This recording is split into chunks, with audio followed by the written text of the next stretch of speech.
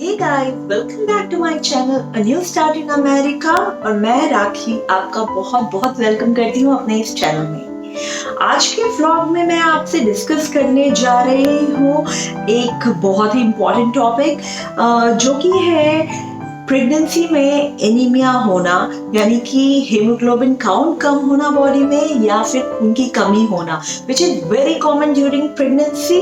वैसे भी इन women it is a very common problem, right?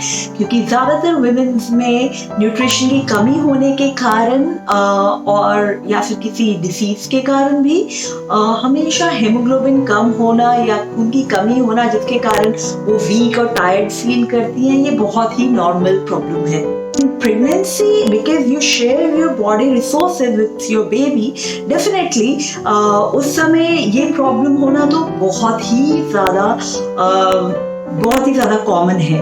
तो आज हम इसी के बारे में बात करेंगे, साथ में ही हम डिस्कस करेंगे कि किस तरीके से you can fight against anaemia and how you can boost up your haemoglobin count level और your HB level which is there in your body. तो हम डिस्कस करेंगे कितना हेमोग्लोबिन नॉर्मल होता है और हमें कैसे उसको बूस्ट अप करना चाहिए if we are feeling that हमारा हेमोग्लोबिन काउंट कम है या हमें एनीमिया है। तो सबसे पहले तो मैं ये बताना चाहूंगी कि आज मैंने ये टॉपिक के बारे में बात करने का इसलिए सोचा क्योंकि मैं अपने व्लॉग में मेरे से रिलेटेड सारी चीज़ें बताती हूँ। तो जैसा कि मैं आपको बता रही थी कि anaemia is very common in women और in pregnancy it is very common, तो मैंने भी इस परेशानी से परेशानी को एक्सपीरियंस किया है अपनी लाइफ में, इसलिए मैं आपके साथ शेयर करना चाहूँगी कि मेरे पास क्या ऐसे बिकॉज मेरे को ये प्रॉब्लम था, तो फिर मैंने बहुत ज़्यादा इस पे रिसर्च किया and so I know a little detail. So as I said, it is most common in pregnant women in comparison to normal women because pregnancy में बॉडी को और भी ज़्यादा न्यूट्रिएंट्स की ज़रूरत होती है, तो इसीलिए प्रेगनेंसी में हेमोग्लोबिन कम होने की प्रॉब्लम बहुत ही ज़्यादा कॉमन है। तो इस चीज़ में सबसे पहले आता है कि मैं आपको सिम्टम्स बताना चाहूँगी कि अगर HB कम है, अगर खून की कमी है बॉडी में, तो ये हमें कैसे पता चलता है।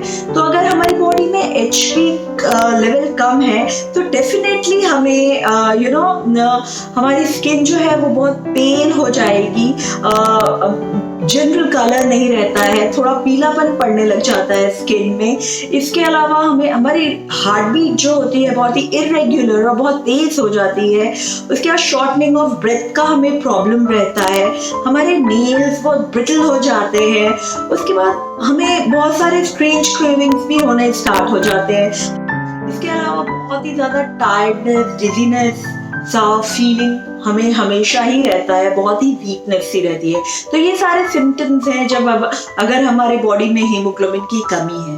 नॉर्मल HB रेंज जो है हमारी बॉडी में वो एक अगर न्यूबॉर्न की देखी जाए तो 17 to 22 ग्राम्स होती है। इसके अलावा एक एडल्ट मेन की जो है वो 14 to 18 ग्राम्स तक होती है, जहाँ की एक नॉर्मल एडल्ट वुमेन की 12 to 16 ग्राम होनी चाहिए। But a normal range of hemoglobin count in pregnant women is 11 to 12 gram. Okay? अगर आपका इससे भी कम, नॉर्मल रेंज से भी कम हेमोग्लोबिन काउंट है तो डेफिनेटली आपको ये सारे सिम्टम्स जो मैंने बताया वो दिखेंगे और डेफिनेटली आपको अपनी बॉडी के लिए कुछ करने की ज़रूरत है। वैसे आज की डेट में ये तो सभी को मालूम है कि आयरन रिच फूड क्या है जिसके कारण हेमोग्लोबिन बढ़ेगा, बट कई लोग यही कंप्लेन करते हैं कि हम सारे आयरन रिच चीजें खा रहे हैं बट हमारा हेमोग्लोबिन काउंट एक जगह पे ही रहता है। मेरी भी यही प्रॉब्लम थी, मैं अच्छे से खाती थी, आयरन रिच चीजें खाती थी, बट मेरा हेमोग्लोबिन काउंट स्टैटिक था, वो बढ़ नहीं रहा था। इसका रीजन जो है वही सबसे इम्पोर्टेंट है इस ट्रिक में जो मैं आपको बताने जा रही हूँ, जिससे कि हेमोग्लोबिन काउंट हम बढ़ा सकते हैं। कई बार हम सब कुछ खा रहे हैं, अच्छे से खा रहे हैं, सारे न्यूट्रिएंट्स ले रहे हैं जो बॉडी को चाहिए, because we all are educated. हम सबको पता है कि आयरन किस किस में मिलता है। अगर हम वो खाने भी लगते हैं लेकिन आयरन का लेवल हमारी बॉडी में कम ही रहता है, हमें वीकनेस ही रहती है, हमारा हेमोग्लोबिन काउंट कम ही रहता है। इसका कारण ये है कि आयरन का एब्जॉर्प्शन हमारी बॉडी में प्रॉपर नहीं हो पा रहा है। हम आयरन खा रहे हैं बट वो एब्जॉर्ब नहीं हो रहा और इसलिए बॉडी में हेमोग्लोबिन काउंट फिर भी कम रहता है। तो अगर हेमोग्लोबिन काउंट बहुत कम है तो हमारे जो फिजिशियन है या फिर पीसीपी हमारे डॉक्टर जो है वो हमें आयरन पिल्स रिकमेंड करते हैं। अगर ये प्रॉब्लम है किसी को और वो आयरन पिल खा रहा है ड्यूरिंग प्रेगनेंसी तो इट इज नॉर्मल, सभी को आयरन पिल्स दिए ही जाते हैं क्योंकि बॉडी में आयरन कम होना ही होता है एंड उसको रिकवर करने के लिए आयरन पिल्स दिए जाते हैं। तो अगर आप आयरन की दवाई खा रहे हैं तो भी सिर्फ अगर आयरन की दवाई खाएंगे या फिर सिर्फ जो आयरन रिच फूड खाएंगे आपके बॉडी में आयरन की कमी पूरी नहीं हो पाएगी। उसको आयरन एब्जॉर्प्शन के लिए विटामिन ए या विटामिन सी के कॉम्बिनेशन में लेने से ही आपका हेमोग्लोबिन काउंट बढ़ेगा। विटामिन ए जो है वो हमें ग्रीन लीफी वेजिटेबल्स के साथ मिलेगा, जैसे कि स्पिनच वगैरह या फिर कैरेट से, मैंगो से, इन सब चीज़ों से मिलेगा।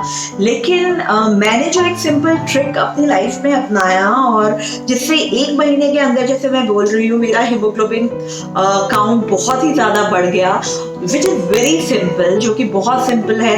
आपको इतना सोचने की ज़रूरत ही नहीं पड़ेगी कि अभी मैं आयरन के साथ और क्या खाऊं कॉम्बिनेशन में ताकि वो फायदा हो। इतना कुछ सोचने की जरूरत ही नहीं है। Whenever you are taking an iron pill, just drink 1 glass of lime juice or lemonade, just अपना हेमोग्लोबिन बढ़ाने के लिए आयरन पिल्स को जब लिया, क्योंकि पहले भी मैं आयरन पिल्स ले रही थी लेकिन मेरा हेमोग्लोबिन बिल्कुल ही एक जगह पे स्टेटिक था और बढ़ नहीं रहा था बिल्कुल भी।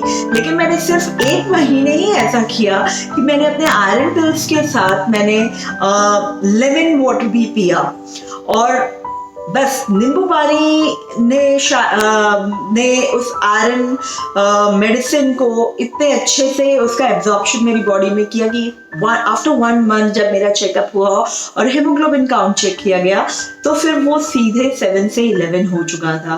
तो किसी को भी अगर प्रेगनेंसी में या फिर नॉर्मल टाइम में भी जिन भी लड़कियों को, गर्ल्स को, विमेंस को ज़रूरत है या वो ऐसा फील करती हैं कि उनका हेमोग्लोबिन काउंट कम है, खून की कमी है बॉडी में, बहुत टायर्ड, वीकनेस, वो ज़रूर ही अपने फिजिशियन से रिकमेंड करके ही अगर आयरन पिल्स ले रहे हैं तो ज़रूर ही उसके साथ विटामिन सी इनटेक करें और कुछ नहीं तो नींबू पानी, अदरवाइज ऑरेंज जूस लेना चाहें, जो भी विटामिन सी ले उसके साथ और ज़रूर ही आपका हेमोग्लोबिन काउंट 1 महीने के अंदर अंदर बिल्कुल ही नॉर्मल रेंज में आ जाएगा। So with this important information, I will end this video for today and I think मैंने अपना सीक्रेट शेयर किया है कि किस तरीके से मैंने एनीमिया को ठीक किया और अपने हेमोग्लोबिन काउंट को बैलेंस किया। डेफिनेटली मुझे लगता है ये आपको भी हेल्प करेगा अगर आप भी इस तरीके के कोई भी प्रॉब्लम से आयरन डेफिशिएंसी, फोलेट डेफिशिएंसी या फिर हेमोग्लोबिन की कमी के कारण बहुत ही ज़्यादा परेशान है लाइफ में, तो ज़रूर ये ट्रिक अप्लाई करें। तो अगर आज का वीडियो आपको अच्छा लगा हो तो प्लीज़ मेरे वीडियो को लाइक कीजिए, चैनल को सब्सक्राइब करना बिल्कुल मत भूलिए और राइट हैंड साइड पे ही आपको जो बेल आइकन दिखेगा वीडियो के एंड में उसे भी क्लिक करना बिल्कुल भी मत भूलिए क्योंकि उसी से आपको पता चलेंगे जब मैं न्यू वीडियोस पोस्ट करूंगी। तो आज के लिए इतना ही। Take care and bye bye.